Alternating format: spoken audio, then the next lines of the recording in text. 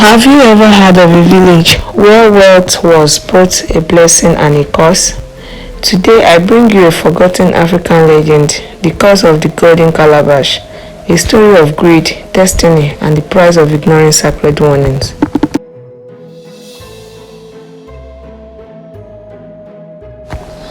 Long ago, in the ancient village of Akanro, there lived a widow named Mamaduro.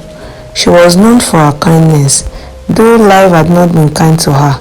Her crops always failed, her goats never produced milk, and she often slept hungry so her only son, Ola, could eat.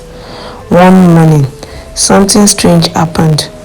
Mamaduro woke to find a golden calabash placed carefully by her doorsteps. No footprints, no visitor, just the calabash, glowing softly in the rising sun. At first, she wanted nothing to do with it. Everyone in Akanro knew the elder's warning. If a gift appears without a giver, refuse it, or it will take more than it gives. But poverty has a way of making people reconsider old warning. Mamaduro took the calabash inside.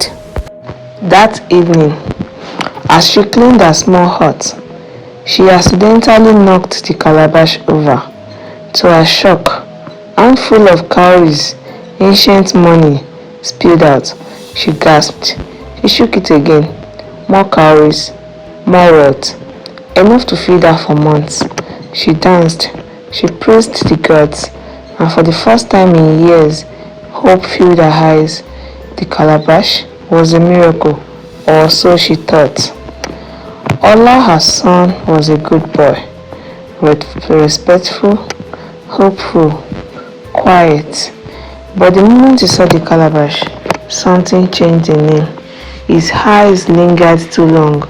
His tone shifted. He became restless, greedy. At night, he whispered to his friends, "We are poor because we think small. This calabash can give us everything." But the elder's warning echoed in Mamaduro's mind. She begged her son to be careful, to be grateful, to stay humble. Ola refused. Each day, Ola shook the calabash harder.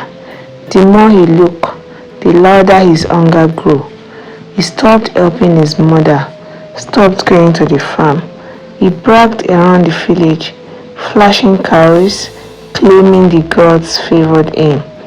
And then, one night, he decided to want more. Not cowries, not simple words. He wanted power. He held the calabash and whispered, "Give me more than anyone in this village has ever had." The calabash glowed, it vibrated, and then it cracked. A thin line, barely visible, but enough.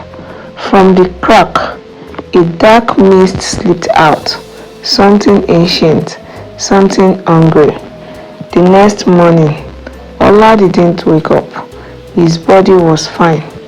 No wounds, no sickness, but his eyes stared blankly at the ceiling, as if something had taken the part of him that made him human. Mamaduro screamed. The villagers rushed in. The elders took one look at the cracked calabash and whispered, "The cause has awakened." They explained the truth.